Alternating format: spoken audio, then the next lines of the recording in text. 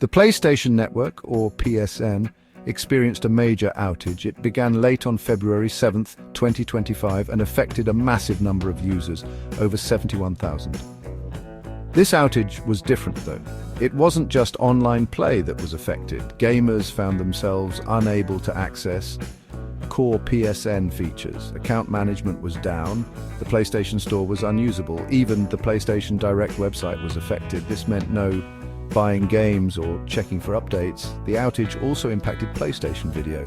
Users couldn't stream movies or TV shows. This was a blow to those who rely on PlayStation for entertainment. What made things worse was the timing. The outage hit right before a weekend. This is when many gamers have free time to play. Popular games were hit hard by the outage. Fortnite, Call of Duty, and Grand Theft Auto Online all experienced disruptions. These games are heavily reliant on online functionality. Players were met with error messages and disconnections. The outage was especially frustrating for fans of Monster Hunter Wilds. The game had just launched a free beta.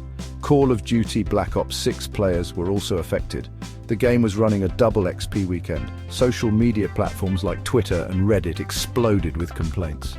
Gamers shared their frustration using the hashtag #PSNDown. Some users reported being unable to play any downloaded games.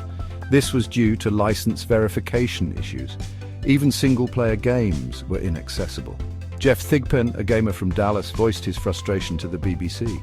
He couldn't access PSN for over 10 hours. He questioned why he was paying for a service he couldn't use. He was particularly upset about not being able to play the games he had purchased.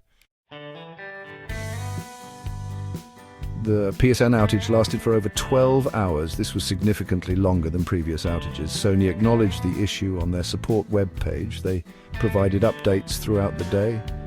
The company assured users they were working to resolve the problem. However, they did not give a specific reason for the outage. This lack of transparency further fueled frustration among gamers. The timing of the outage amplified its impact. It coincided with a key weekend for the gaming industry. Connor Clark, who runs a gaming collective, spoke to the BBC. He highlighted the disruption caused by the outage. This event underscored the gaming industry's reliance on online services. The PSN outage serves as a stark reminder. Online services are now integral to the gaming experience. This is especially true for multiplayer games, but as we've seen, even single-player games are affected by outages. This dependence on online services raises concerns. What happens when these services fail? How can companies prevent future outages?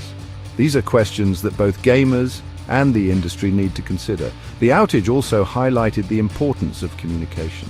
Gamers felt left in the dark by Sony's limited updates. More transparency and clearer communication could have mitigated some of the frustration.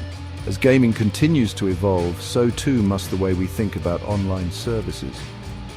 Reliability and transparency are key. Without them, the gaming experience suffers.